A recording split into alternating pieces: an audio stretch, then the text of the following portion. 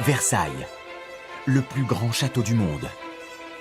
Chaque année, 7 millions de visiteurs parcourent ce monument unique, mais aussi son parc somptueux.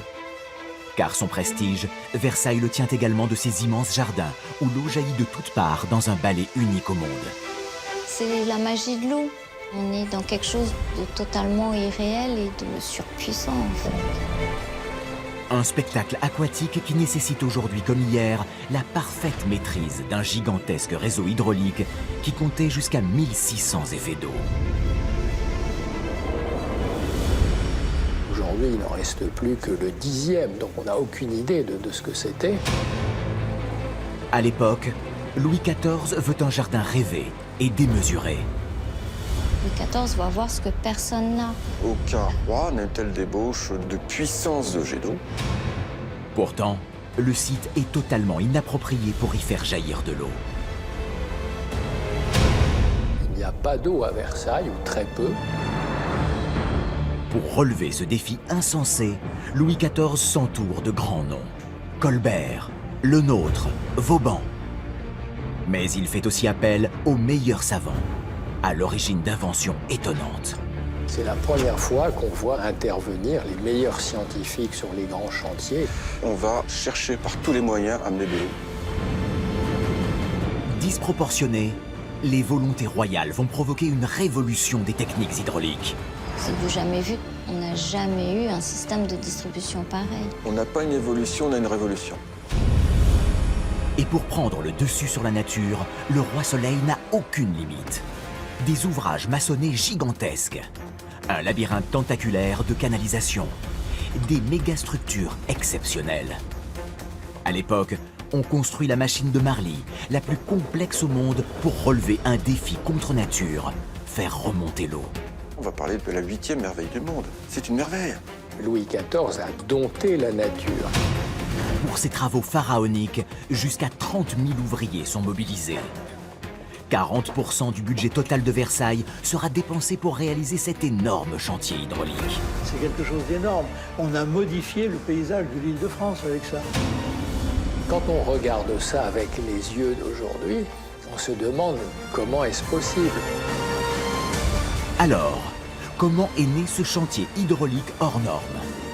Quels défis technologiques les fontainiers ont-ils dû relever? Comment les ingénieurs, savants et jardiniers ont-ils pu réaliser de tels exploits? Plongez dans les eaux de Versailles.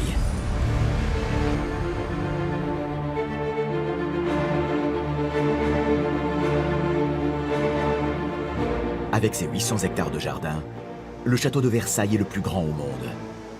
Dans son immense parc, 34 bassins, 55 fontaines proposent un spectacle inédit, comme au temps de Louis XIV. Chaque année, les grandes eaux attirent des millions de visiteurs du monde entier.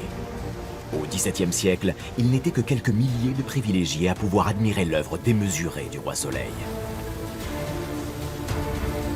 Le commun des visiteurs, des courtisans, voit le faste, voit la fontaine qui joue ou qui joue pas, en tout cas le faste, la dorure, le marbre, la statuaire. Donc c'est même pas 10% de ce que l'ensemble du réseau est. Car pour donner vie à ces jardins, des générations de fontainiers ont imaginé un gigantesque réseau hydraulique bien dissimulé. C'est comme un iceberg. Vous avez la partie la plus belle, au soleil, à la lumière, qui est visible, et vous ne voyez pas l'essentiel, qui est plus de 90%, qui est sous la terre, ou éloigné dans des réservoirs, dans des étangs qui sont à des kilomètres de Versailles, dans des lieux marécageux. Des exploits techniques insoupçonnables.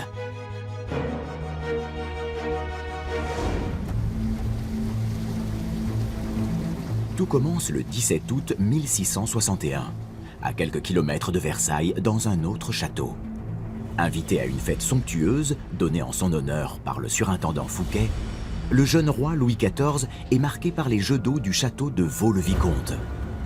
Et donc, lorsque Louis XIV arrive sur la colline, à l'arrière du château, la première chose qu'il voit, c'est de nombreuses fontaines, toutes en eau, qui magnifient le château qui est en contrebas devant lui. Donc, pour lui, c'est un symbole de pouvoir, d'esthétique, de magnificence qu'il n'avait pas du tout, lui, à son jeune âge. Vaux-le-Vicomte est un modèle que le tout jeune roi veut dépasser. Le roi est jaloux. Il est jaloux. Dans les jours qui suivent, on arrête Fouquet. Le roi récupère tous les gens qui ont travaillé pour Fouquet pour construire quelque chose de plus beau que ce qu'avait Fouquet. Louis XIV va voir ce que personne n'a. En fait, il a voulu s'inspirer de Vaux-le-Vicomte, mais en faisant beaucoup, beaucoup mieux. Et il va le faire, à 80 km à l'ouest de Paris, à Versailles. En 1661, Louis XIV transforme l'ancien pavillon de chasse de son père pour en faire le symbole de sa puissance. Et pour cela, il a un rêve, créer un jardin somptueux où joueront une multitude de fontaines jaillissantes. Parce qu'un château ne peut pas se concevoir sans jet d'eau, sans jardin. Cela fait partie du standing. L'eau est rare. Les fontainiers, ingénieurs sont capables de maîtriser, de conduire l'eau, sont peu nombreux. Et on veut avoir évidemment ce qui est rare et ce qui est aussi un spectacle. Seulement, contrairement à Vaux-le-Vicomte, le site choisi pour installer la nouvelle résidence royale à Versailles ne se prête pas du tout à l'installation de fontaines. Pour pouvoir les faire fonctionner, il faut beaucoup d'eau. Or, il n'y a pas d'eau à Versailles, ou très peu. Il n'y a pas d'eau, il n'y a aucune rivière qui traverse Versailles. On était sur une butte avec des marécages autour, on va dire plutôt des zones humides, et un étang naturel juste à côté, mais complètement envasé. Donc on n'était absolument pas dans un cadre favorable pour la création d'un réseau hydraulique. Et pourtant, s'il n'y a pas d'eau à Versailles, le roi ordonne qu'on l'y amène. Il charge Colbert, son tout nouveau surintendant des bâtiments, de trouver tous les moyens d'y parvenir. C'est le début d'une course à l'eau. Et donc, pendant tout le règne de Louis XIV, il va y avoir de très grands travaux pour amener de plus en plus d'eau, pour faire jouer de plus en plus de fontaines et de jeux d'eau. Donc c'est la face cachée du chantier, en réalité. Au moment où commencent les travaux, en 1661, la seule ressource naturelle est l'étang de Clagny. Il n'est qu'à quelques centaines de mètres du château, mais situé en contrebas. L'étang de Clagny, lui, il est à une vingtaine de mètres en dessous de la terrasse du château. L'eau doit donc être remontée jusqu'au château. Le premier choix de Louis XIV, dès 1664, est de construire des pompes pour élever l'eau de l'étang de Clagny. L'intendant des fontaines, Denis Joly, imagine une pompe à piston actionnée par 2 manèges à chevaux dans une tour d'eau. Formée de grandes salles octogonales, entre lesquelles s'élève la tour centrale, l'édifice est surmonté d'un réservoir en plomb. On élève l'eau au-dessus dans un château d'eau et ensuite on fait passer l'eau par conduite, sous pression, en siphon, depuis le château d'eau vers les réservoirs du château. Et le fontainier est là pour ouvrir la vanne et que l'eau, par son propre poids cette fois-ci, descende à la demande à travers la vanne jusqu'à alimenter le jet des terrasses. En fait, pour obtenir un jet d'eau, les fontainiers utilisent le principe gravitaire. L'eau doit être placée dans une réserve suffisamment en hauteur pour descendre jusqu'à la fontaine. Sous l'effet de son poids, elle jaillit sous pression. Des réservoirs, avec leurs machines élévatrices, sont donc construits sur et même sous la terrasse du château. Les réservoirs sous terre, ils sont en pierre de taille, bien taillés. Ce sont des cathédrales. C'est vraiment spectaculaire. Grâce à ces nouvelles réserves, la capacité de distribution d'eau augmente de plus de 9000 mètres cubes, l'équivalent de 2 piscines olympiques par jour. Mais elle est encore bien insuffisante. On s'aperçoit que, en fait, on peut faire fonctionner ces fontaines pendant une demi-heure, mais au bout de cette demi-heure, il n'y a plus d'eau dans le réservoir. Et d'un autre côté, l'étang de Clagny s'épuise. Parce qu'il est alimenté par une vague nappe phréatique, il s'épuise, donc il faut trouver de l'eau ailleurs. Et là, on essaye de faire des tests avec des eaux de source. Il a fallu trouver d'autres ressources, donc capter l'eau cette fois-ci au sud de Versailles, dans la vallée de la Bièvre, La Bièvre, c'est beaucoup plus bas que Versailles, donc il fallait pareil remonter de l'eau. Cette fois, l'eau, captée à 4 km de Versailles, doit être élevée de 60 mètres. Pour relever ce défi, on privilégie une autre technique, celle des moulins à vent à godets. Vous avez une chaîne à godets, comme une chaîne de vélo, sur laquelle il y a des godets. Vous tournez, au passage, ils prennent de l'eau, ils la remontent, et en haut, quand ils basculent, ils la vident dans une canalisation. C'est un moulin qui entraîne un système qui pompe l'eau jusqu'en haut de la colline, et après ça redescend gravitairement jusqu'à Versailles. Donc on surmultiplie les machines, on s'étend dans l'espace. Grâce à ce premier système hydraulique, le roi peut inaugurer le 17 avril 1666 les premiers effets d'eau. Au total, une douzaine de fontaines alors existantes. Mais le problème de la mécanique hydraulique est que ça casse en permanence. On n'a pas à cette époque de fer d'acier sûr pour pouvoir produire des pièces efficaces et solides. On est tout le temps en train de faire du démontage et raccommodage des manivelles. Il faut des dizaines et des dizaines de chevaux pour les pompes à chevaux. On dépend de l'énergie animale ou de l'énergie naturelle quand on n'a plus d'eau sur la Bièvre, quand on n'a plus de vent pour faire tourner les eaux des moulins. Cette solution de la mécanique hydraulique, c'est un échec technique et économique. Le système de pompage des étangs ne donne pas pleine satisfaction. Impossible de faire jouer toutes les fontaines en même temps. Pour satisfaire le roi, les maîtres fontainiers imaginent alors une solution provisoire. Courir d'un bassin à l'autre pour actionner les jets sur son passage. On ouvre d'abord une fontaine, et lorsque le roi est parti du bosquet, on ferme cette fontaine pour ouvrir la nouvelle. Et chaque fontainier se prévenait avec des coups de sifflet. Les vannes ne sont pas visibles.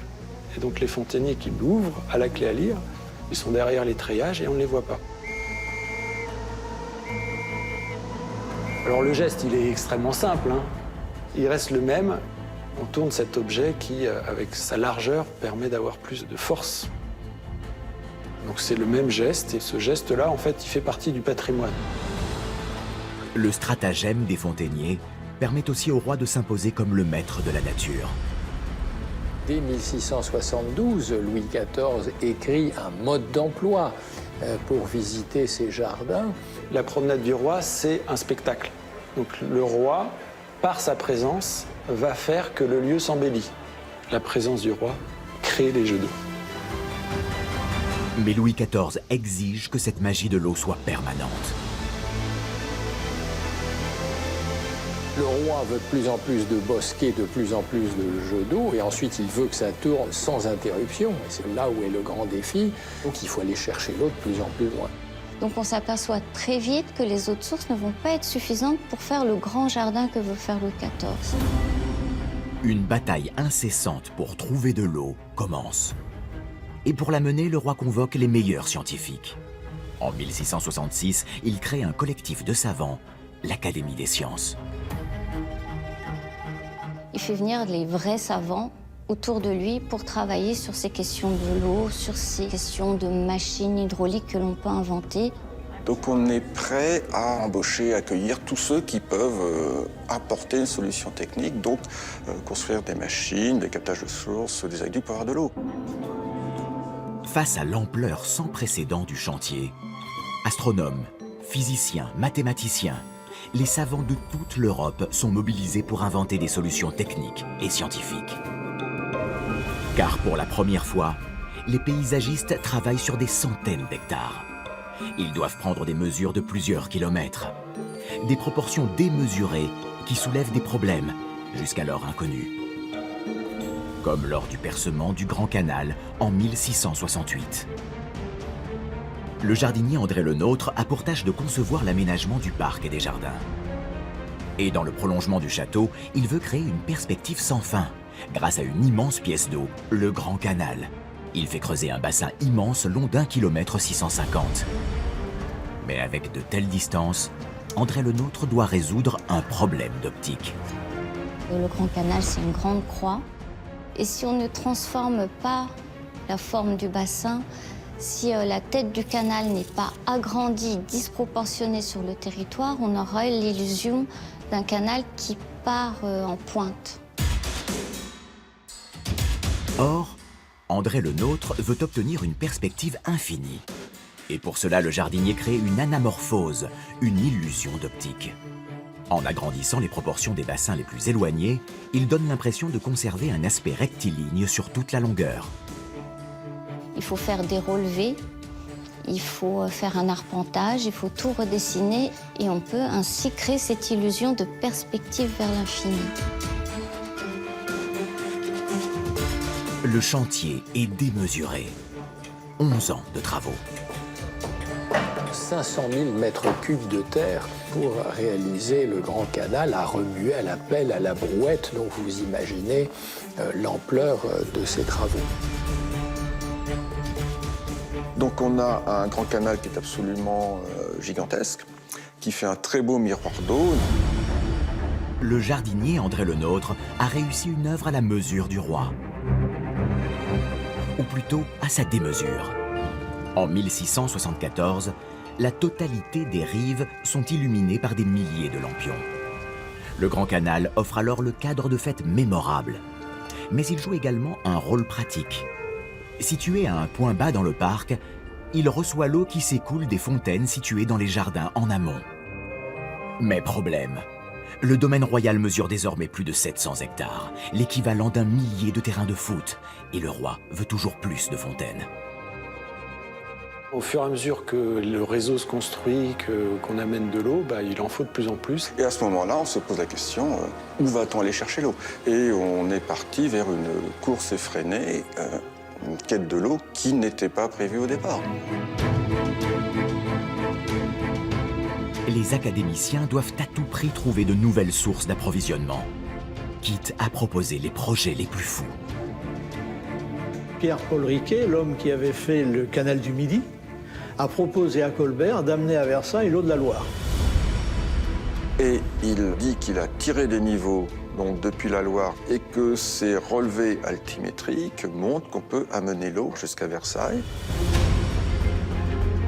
L'idée séduit Louis XIV, qui est prêt à débourser 2 400 000 livres pour le projet, une somme colossale pour l'époque. Seulement, la Loire se situe à 200 km de Versailles. Pour vérifier la faisabilité du projet, une nouvelle fois, les savants doivent innover. Un astronome et physicien, l'abbé Picard, va créer un outil révolutionnaire.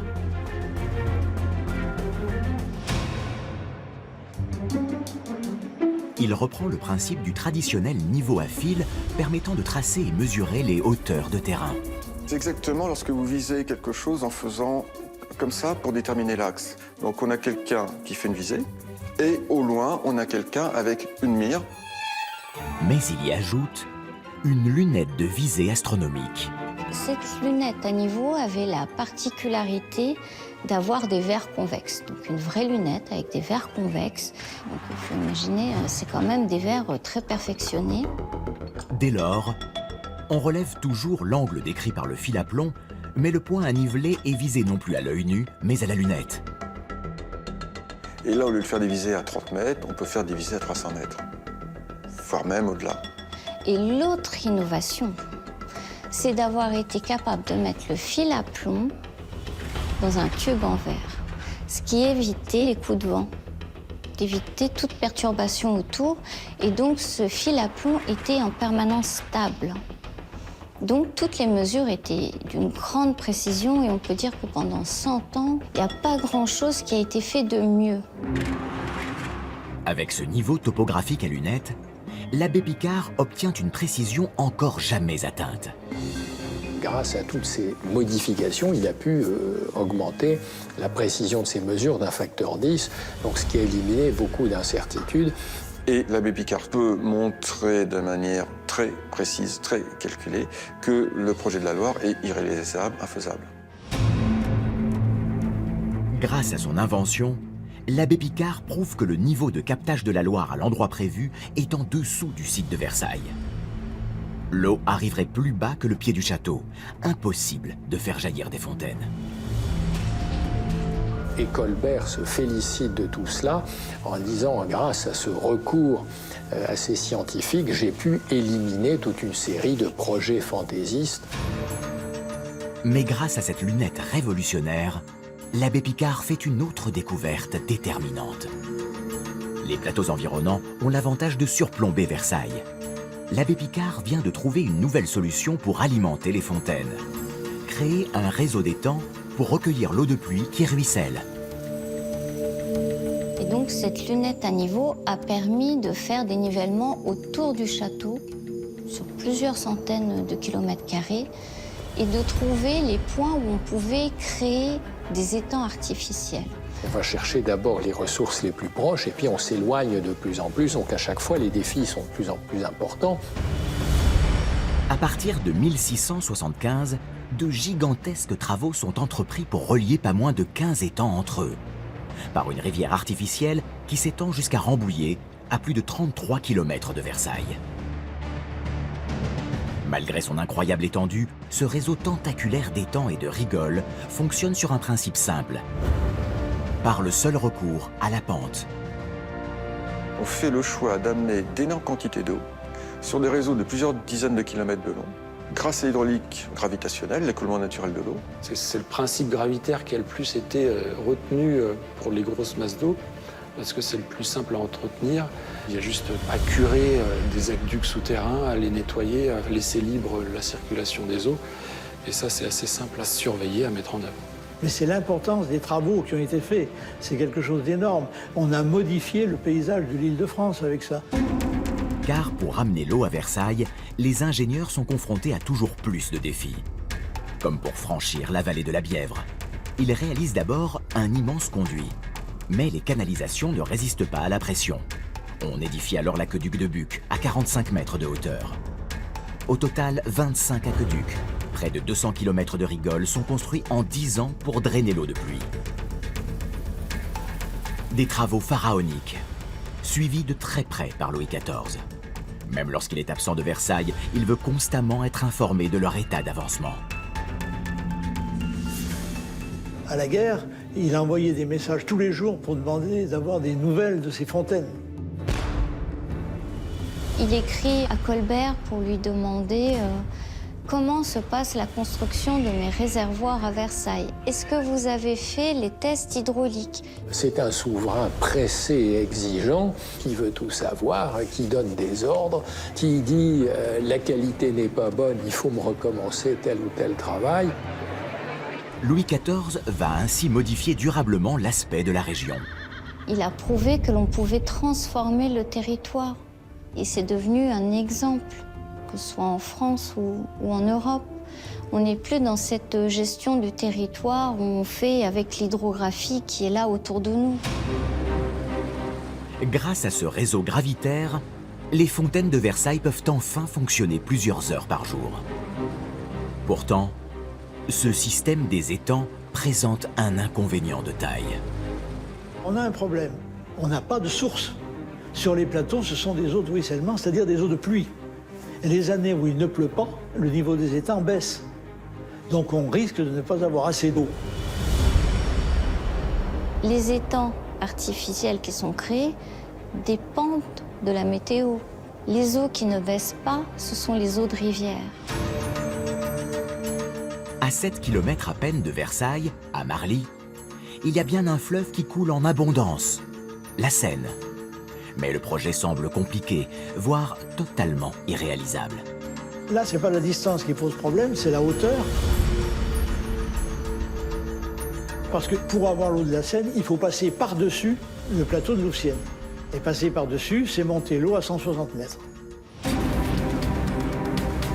Mais personne n'a encore jamais réussi à faire monter de l'eau aussi haut. Louis XIV, que rien n'arrête, lance alors un concours. C'est bien un défi personnel que lance le roi en disant mobiliser les scientifiques pour résoudre cette difficulté. On tambourine dans toutes les villes de France, il y a quelques projets, mais enfin ça ne tient pas trop la route. Et ce sont deux Liégeois, Arnold de Ville et Renquin-Sualem, qui répondent à la demande. Un entrepreneur, Arnold de Ville, s'associe à un charpentier, Renquin-Sualem. En 1681, sur ordre du roi, il démarre la construction d'un monstre hydraulique, la machine de Marly. Ses dimensions sont titanesques, 57 mètres sur 45. C'était un monstre. C'était un monstre, c'était énorme. Vous vous rendez compte, 14 roues de 12 mètres de diamètre, 6 mètres de large. Ça vous prenait la moitié de la Seine. Une plateforme supportant 14 roues à aubes barre tout un bras de la Seine. Pour leur donner de la puissance, on crée une chute d'eau en remblayant le lit du fleuve en amont et en le creusant en aval. Grâce à l'énergie du courant, ces roues à aubes déclenchent des pompes qui puisent l'eau de la Seine. Un système de bielles manivelles permet de transformer le mouvement de rotation de la roue à aubes en un mouvement rectiligne nécessaire au fonctionnement des pompes. Arnold de Ville et Renquin-Sualem s'inspirent des systèmes de pompage qui assèchent déjà les mines de charbon. Une mine, quand on la creuse, obligatoirement, elle se retrouve inondée. Donc, on est obligé de pomper pour avoir accès aux minerais d'argent. Le problème, c'est qu'on sait élever l'eau de 50 mètres, on ne sait pas l'élever de 160. Qu'à cela ne tienne, on le fera en 3 étapes, c'est-à-dire 3 fois 50 ou 60 mètres. Les deux hommes installent donc 2 étages avec des réservoirs intermédiaires. L'eau escalade la colline sur une longueur de plus d'1 kilomètre. Un exploit grâce à une autre invention. Les roues à aubes transmettent également leur mouvement à une série de tringles appelés chevalets. Elles actionnent à distance les pompes aux étages supérieurs. Cette opération se répète 2 fois pour atteindre au sommet un nouvel ouvrage, l'aqueduc de Louvciennes. Réalisée en 4 ans, cette méga structure hydraulique constitue une prouesse technique inédite. Sa construction mobilise 1800 ouvriers et nécessite 100 000 tonnes de bois, 17 000 tonnes de fer, 800 tonnes de plomb et de fonte. Ce qui fait qu'elle est exceptionnelle, cette machine, c'est qu'elle est la plus grosse mécanique hydraulique jamais construite par l'homme. On a des kilomètres de tringles et des kilomètres de tuyaux de fond, et tout ça pour les plaisirs du roi. Le 13 juin 1684, la machine de Marly est mise en route en présence du roi. Louis XIV a été assimilé à un magicien, puisque il a fait inventer des technologies qui permettaient de faire des miracles. Chaque fois que le roi recevait quelqu'un, il l'emmenait voir la machine de Marly. Donc il s'agit d'une curiosité touristique qui est dans tous les guides de l'époque déjà.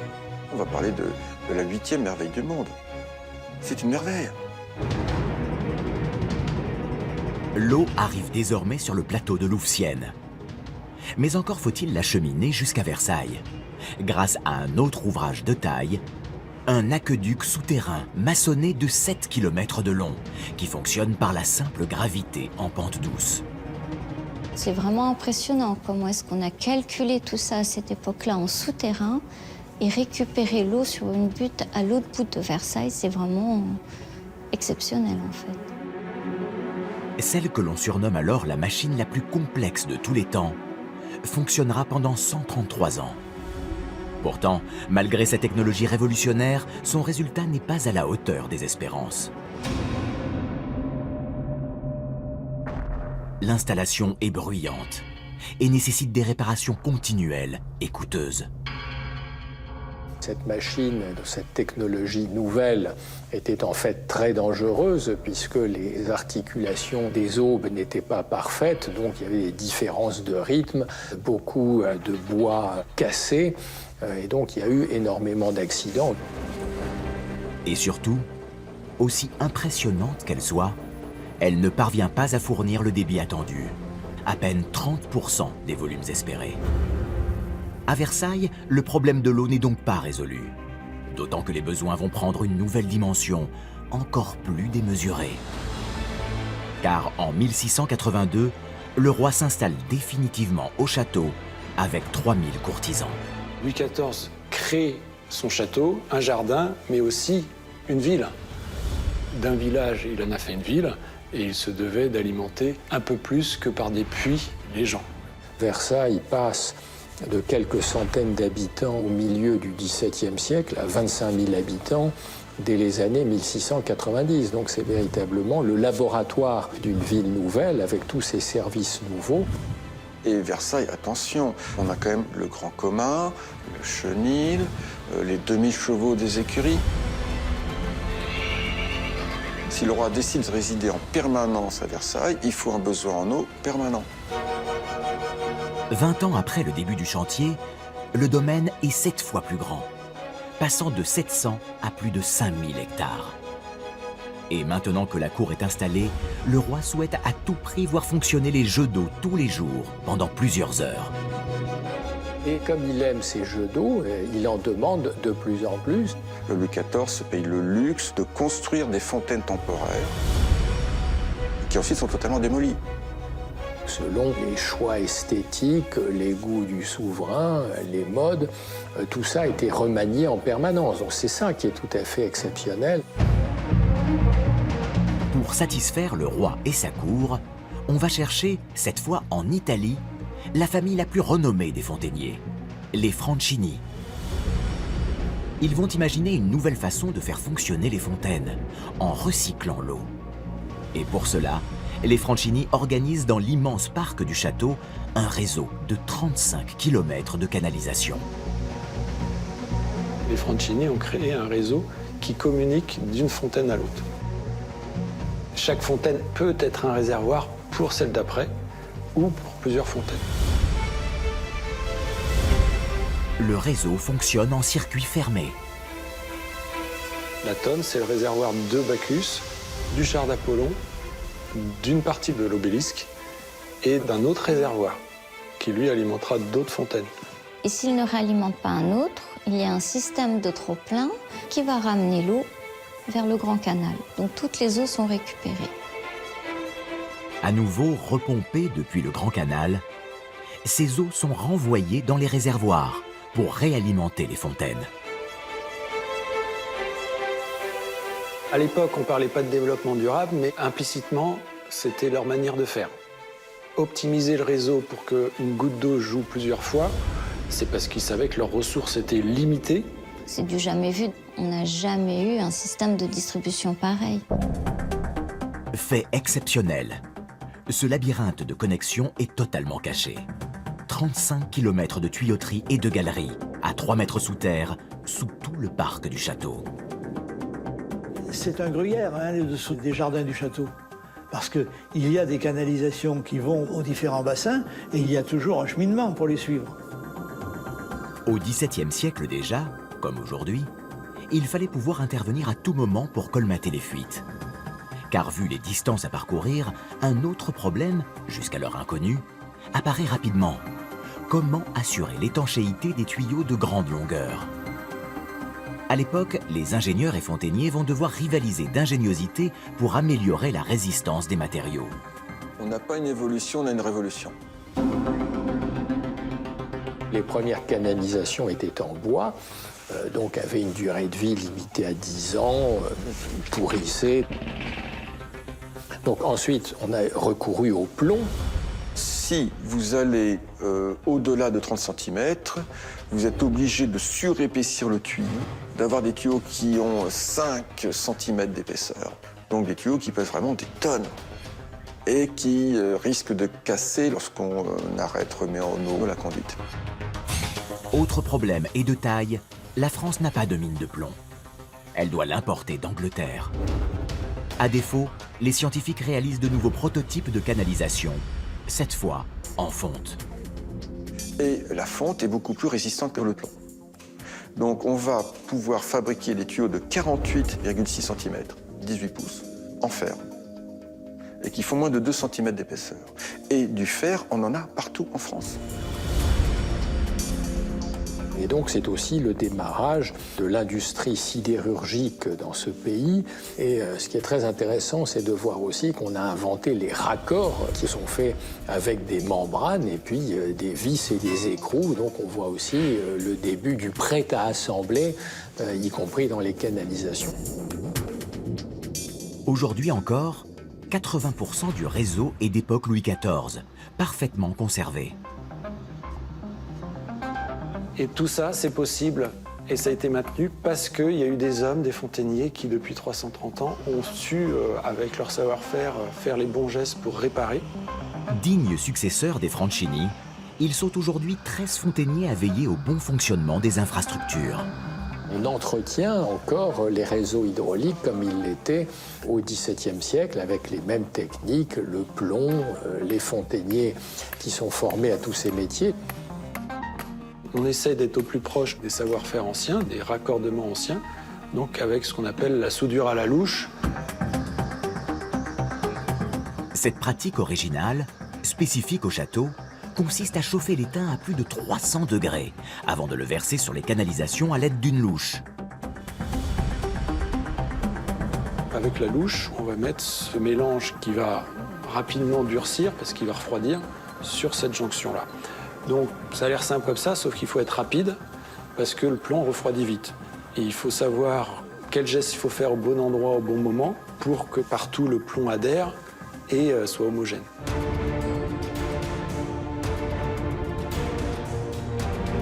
Des méthodes ancestrales que les fontainiers de Versailles associent aujourd'hui avec les technologies de pointe. Comme lors de la restauration du bassin de la Tonne en 2012. Au cœur du jardin, c'est l'une des pièces d'eau les plus prestigieuses. Pendant 2 années, sa structure a été entièrement démontée puis remontée. Les décors sculptés, les marbres, les statues ont été rénovés avec leurs matériaux d'origine. Même la maçonnerie a fait l'objet d'une restauration à l'identique. Avec un objectif, retrouver l'étanchéité de l'époque. Car au XVIIe siècle, les fontainiers font déjà preuve d'une inventivité incroyable dans la construction des bassins. On perfectionne énormément tout ce qui est l'étanchéité des matériaux. Par exemple, on utilise des mastiques, des toiles qui sont finalement l'ancêtre des toiles en matière plastique qu'on utilise aujourd'hui. Donc tout ceci est testé sur les chantiers de Versailles et donc donne lieu aussi à des dépôts de brevets. Plus c'est grand, plus l'étanchéité risque d'être difficile à réaliser. Donc il faut apporter de la glaise pour rendre tout ça étanche. Pour rendre la maçonnerie imperméable, de la terre argileuse est compactée entre des murets. Mais les ingénieurs vont encore plus loin. Ils redessinent entièrement les alentours des bassins. Un système ingénieux d'écoulement de l'eau là où les visiteurs ne voient qu'un simple jardin esthétique. Sur tout le pourtour, on a une sorte de pente. Tout ce terrain-là n'est pas naturel en fait. On l'a retravaillé avec de la glaise et aussi des zones avec de la terre et du sable pour pouvoir drainer l'eau aussi. Voilà, donc il y a tout un système complexe qui va retenir l'eau. Grâce à ce système inédit de récupération de l'eau en circuit fermé, 6000 mètres cubes d'eau peuvent circuler chaque heure pour faire fonctionner toutes les fontaines du parc. Mais la prouesse des fontainiers du roi ne s'arrête pas là. Pour lui offrir le plus beau des spectacles, ils vont chercher à perfectionner les effets d'eau jusque dans le moindre détail. Pour obtenir un jet d'eau au XVIIe siècle, il faut envoyer de l'eau depuis un réservoir surélevé. Par la seule force gravitaire, sa hauteur atteint approximativement celle du réservoir qui l'alimente. Mais pour obtenir de puissants jets, les fontainiers innovent une fois de plus. Ils conçoivent un dispositif simple mais efficace, l'ajutage. L'ajutage, c'est l'embout qu'on va mettre sur le tuyau. C'est la partie finale qui forme le jet d'eau, donc il est primordial. En réduisant la section des tuyaux au niveau de la sortie, on augmente ainsi la pression, et donc la vitesse de l'écoulement de l'eau. Mais cela présente aussi un autre avantage. Grâce à ces ajutages, on peut transformer l'eau et lui donner une forme. Soit on a sans ajutage une cascade d'eau, comme à la salle de bal, soit un bouillon. Le tuyau sort en grosse section, et cette grosse section fait que ça n'a pas le temps de monter, ça ne peut pas monter, ça fait un bouillon. Plus on réduit, plus ce bouillon va pouvoir garder sa pression, garder sa densité et va pouvoir monter. Et en jouant sur le nombre de trous, leur positionnement et leur diamètre, les fontainiers peuvent démultiplier la forme des jets d'eau à l'infini.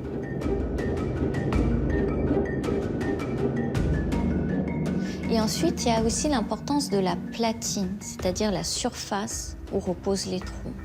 Donc cette platine-là ne doit pas être trop épaisse, sinon on va créer une sorte de jet trop fort comme une lance de pompier, ou trop fin, ça va s'éclabousser. Donc le secret, c'est si l'on fait des trous de 8 mm, on fait une platine de 8 mm. Et là, vous aurez des jets parfaits. La maîtrise de la goutte d'eau, c'est ce que l'on recherchait le plus à cette époque-là. Chaque millimètre compte. Grâce à ce calibrage de précision, la fontaine peut aussi raconter son histoire. L'ajutage donne au jet d'eau la forme nécessaire pour illustrer par exemple la légende de la tonne, protégeant ses enfants contre les injures des paysans. Dans la mythologie, la tonne demande à Jupiter de la défendre, ce qu'il fait en transformant les paysans en grenouilles. L'eau va permettre de traduire cette histoire-là. On voit les paysans qui sont en train de cracher et qui essayent d'atteindre la tonne. Donc leur jet d'eau, l'arceau, va arriver au pied de la tonne. Ensuite, les dernières grenouilles qui sont sur le dernier gradin ne pourront pas l'atteindre parce qu'en fait, Zeus a posé sa protection sur la tonne et donc les jets d'eau vont passer au-dessus. Donc il y a une sorte de protection. Donc ça va faire le dôme de la tonne. En permettant le développement de toutes ces nouvelles techniques, le roi Louis XIV force l'admiration de ses contemporains dans sa volonté de maîtriser la nature. Aucun roi n'a une telle débauche de statues de bronze, de puissance de jet d'eau. Dans un jardin ordinaire, on a 3-4 fontaines, mais là, atteindre 1600 effets d'eau, on est dans quelque chose de totalement irréel et de surpuissant, en fait. Et tout ceci concourt à magnifier la personne du souverain et la France et ses talents. Le château et son parc deviennent une vitrine pour le monde. Sur le Grand Canal, on expose même une flottille. Des bateaux en modèle réduit ou même grandeur nature. Notamment le grand vaisseau du canal, qui est de la reproduction en miniature d'un vaisseau de guerre avec des vrais canons de cuivre qui peuvent vraiment tirer. Le message est purement politique, qui est comme à Versailles, on reçoit aussi les ambassadeurs, les souverains étrangers, de montrer que la France n'est pas seulement une grande puissance terrestre, mais également elle a vocation à devenir une grande puissance maritime. On montre le caractère exceptionnel de la monarchie française et aussi de la France qui est capable de le réaliser. Pour faire fonctionner les centaines de fontaines en même temps, moins de 4 millions de litres d'eau sont désormais nécessaires. L'équivalent d'une piscine olympique chaque heure. Face à une telle débauche, le réseau d'alimentation en eau est à nouveau insuffisant. Alors, comment solutionner ce problème omniprésent depuis le début des travaux? En 1685, un ultime projet ambitieux est envisagé. Créer un canal de dérivation depuis la rivière de l'Eure qui coule à l'ouest de Paris. On peut barrer la vallée de l'Eure et amener l'eau de l'Eure à Versailles. Le roi, sûr de lui, se lance dans cette entreprise. C'est sans doute le projet le plus pharaonique. Et quand on regarde ça avec les yeux d'aujourd'hui, on se demande comment est-ce possible. Jamais personne n'aurait l'idée d'aller détourner un fleuve uniquement pour utiliser sa ressource en eau pour alimenter des jardins. Depuis Pongouin, non loin de Chartres, on planifie le creusement d'un canal à ciel ouvert de 80 km. Avec cette solution, 100 000 mètres cubes d'eau pourraient être acheminés à Versailles, suffisamment pour remplacer tous les systèmes déjà existants. Les travaux hors normes débutent en 1685. Ils emploieront jusqu'à 30 000 hommes. Pour aller plus vite, Vauban, chef des armées, fait même appel aux soldats, une main-d'œuvre facilement mobilisable et bon marché. Donc sur le chantier de l'Eure, sur les 36 000 personnes actives, il y a au moins 22 à 25 000 militaires, donc beaucoup de régiments sont réquisitionnés et mobilisés sur ce chantier. Mais bientôt, un obstacle de taille se présente. La vallée de l'Eure a Maintenon. Et là, la vallée de l'Eure, c'était 70 mètres de hauteur. Le souverain veut un aqueduc à arcades pour passer à l'éternité comme un grand constructeur avec une infrastructure plus grande que celle des Romains. L'ouvrage devra être gigantesque. 3 étages d'arcades sur 5 km de longueur et 70 mètres de hauteur. Plus grand que le pont du Gard. Rien qu'une seule arche peut supporter 7000 tonnes, l'équivalent du poids de la Tour Eiffel. Son coût, près de 9 millions de livres, soit 11% du prix total du château de Versailles. Louis XIV a clairement péché par gigantisme et aussi par orgueil. Mais l'ouvrage est tellement disproportionné que seul le premier étage sortira de terre à 26 mètres de hauteur. Car sur le terrain, les conditions sont difficiles et de nombreuses épidémies déciment les ouvriers. Rien qu'en 1687, 6000 hommes meurent de la fièvre paludéenne. Les armées françaises ont effectivement perdu environ 4% de leurs effectifs, d'où la mauvaise réputation et la légende noire sur ce chantier. Alors, pour achever l'œuvre plus rapidement, Vauban propose une autre solution technique. Des tuyaux de fonte installés au premier étage de l'aqueduc doivent permettre de traverser en siphon la vallée de Maintenon. Mais moins de 3 ans après le début du chantier, les travaux sont brusquement interrompus. Au printemps 1688, la France entre en guerre contre la Ligue de Augsbourg. Plusieurs pays européens s'unissent après l'annexion de territoires allemands par Louis XIV. Toute l'Europe s'est liguée contre la France. Vauban est parti aux fortifications, bien sûr, et les 20 000 soldats sont partis. Les hostilités durent 9 ans. À la fin du conflit, les caisses du royaume sont vides. C'est là le drame du chantier de l'aqueduc de Maintenon. S'il avait duré 18 mois de plus, aurait sans doute été terminé. Mais comme la guerre l'a interrompu, le chantier est resté en l'état et n'a jamais été repris. Ah, c'est un échec. C'est un échec total, ça. La course à l'eau est définitivement stoppée. En 1690, tous les grands travaux sont interrompus. Mais le rêve royal de Versailles est réalisé. 30 ans plus tôt, les premiers réservoirs pour alimenter les fontaines du parc n'excédaient pas 300 mètres cubes. Désormais, la capacité totale avoisine 8 millions de mètres cubes, 26 000 fois plus. Ça vous donne une idée de l'ampleur des travaux qui ont été faits. On a complètement changé d'échelle en 20 à 30 ans. Mais à quel prix? Au total, les systèmes hydrauliques ont coûté 65 millions de livres, presque 40% de l'ensemble des travaux du château. Sans compter le sacrifice humain, qui s'élève à plusieurs dizaines de milliers d'hommes. En septembre 1715, le roi Soleil s'éteint. À la mort de Louis XIV, lorsqu'on voit ce qui est construit, on a une réussite éclatante. Louis XIV a dompté la nature, car aménager ce site dans de telles proportions était un véritable défi. À partir d'un plaisir du roi, il a développé une science, une technique, une hydraulique qui a fait un développement durable territorial. Savoir récupérer les eaux, les stocker, les garder, ne pas dépenser là où on n'a pas besoin. La gestion de l'eau était complètement maîtrisée et c'est un véritable exemple pour aujourd'hui. De nombreux vestiges ont résisté au temps. Aujourd'hui, le Grand Canal constitue la réserve d'eau principale du domaine et permet la collecte des eaux naturelles. Certes, les pompes modernes remplacent les anciennes sources d'approvisionnement. Mais dans le principe, le stockage de l'eau et le fonctionnement des fontaines sont inchangés.